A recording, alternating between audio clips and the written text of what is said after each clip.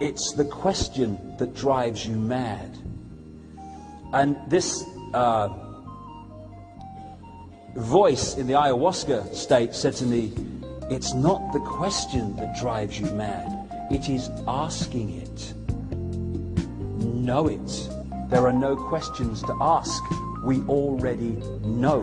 And when we think we have to ask, we are all still perceiving division and limitation, when knowing knows all, and we know all, and we become the one, the oneness in awareness. Because we're all oneness, whether we perceive it or not. Whether we think we're not, we're still oneness. It's not whether we're oneness or whether we're not, it's our perception of whether we're oneness or whether we are division.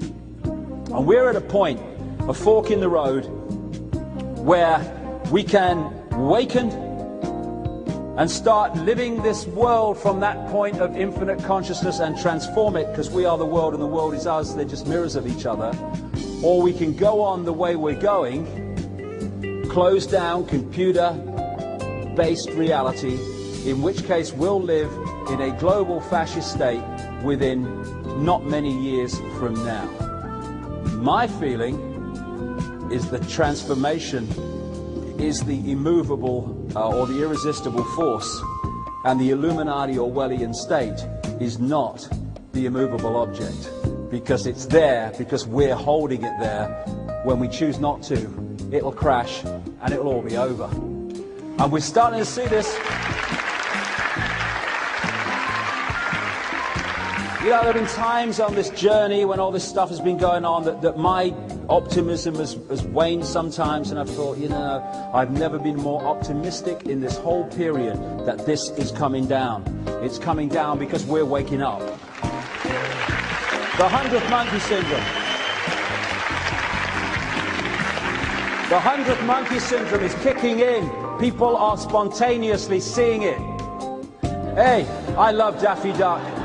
I love Daffy Duck. Yeah.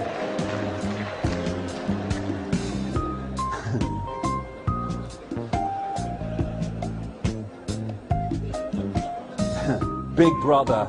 Yeah. Big Brother is only Big Brother because we perceive him as a point of power. He is not. It's an illusion, an illusory power they're trying to sell to us.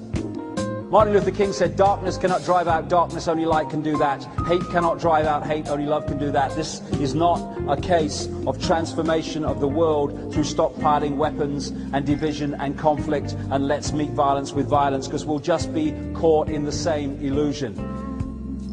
He said also, cowardice asked the question, is it safe? Expediency asked the question, is it politic? Vanity asked the question, is it popular? But conscience asked the question, is it right? And there comes a time when one must take a position that is neither safe, nor politic, nor popular, but one must take it because it is right.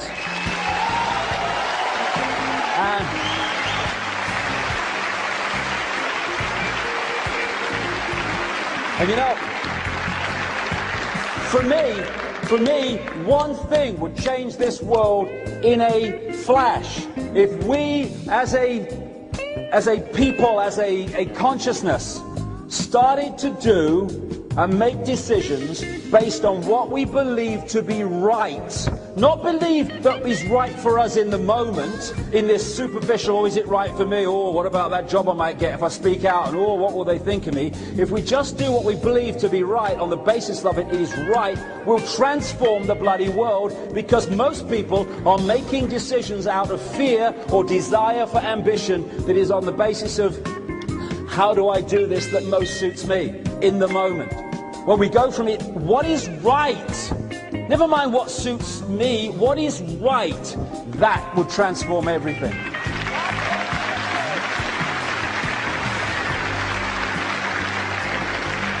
As Gandhi said, you must be the change you want to see in the world, because we are the world. It is a mirror of us. We change, it changes.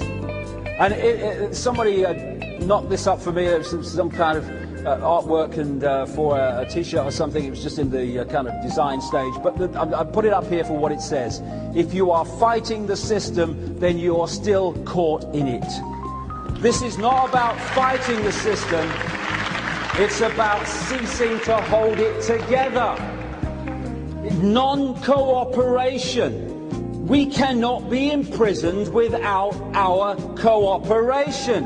If we withdraw that cooperation on an increasingly mass scale, all right, Mr. Blair is just about to make a speech, a statement outside of Downing Street. Okay, cameras, okay, cue. We've just had a discussion. I know we didn't talk like that, but I don't care. We've just had a discussion, and we've decided that this is what's going to happen. Now, that only happens if the people say, well, he said it, it's the law, then it must be allowed to happen.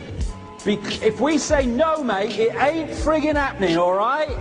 Where's his power? He's got none. His power is in our acquiescence.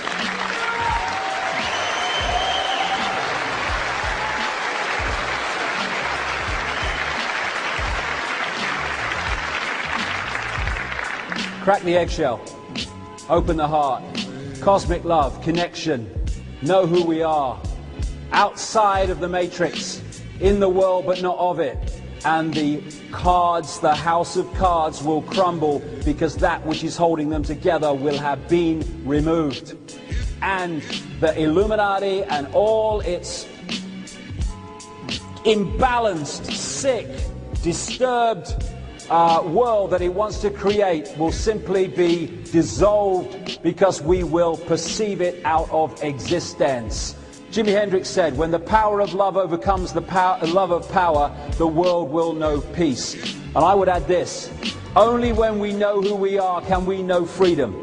Because how can we know freedom if we do not have the coordinates to understand how free we really can be? Not free of the next tax demand, not free of the next Blair Bush introduced law, not free of, but free in infinite reality, infinite awareness forever, because that's all that exists, now and forever, everything. That's the freedom that we can be and we are outside of this illusion, and that's the freedom we can only know by understanding that's who we are. And infinite love is the only truth, everything else is illusion. And we are at a wonderful time. Years and years ago, I came across this wonderful piece of music by a lady. She came from Germany and then came to live on the Isle of Wight. And she wrote great music, sang great music about all the stuff we're talking about. And one part of one song said this: we are the power in everyone. We are the dance of the moon and the sun. We are the hope that will never hide. We are the turning of the tide. And we are. Thank you very much. Thank you.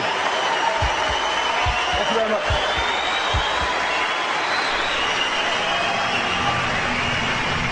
Thank you very much. Thank you.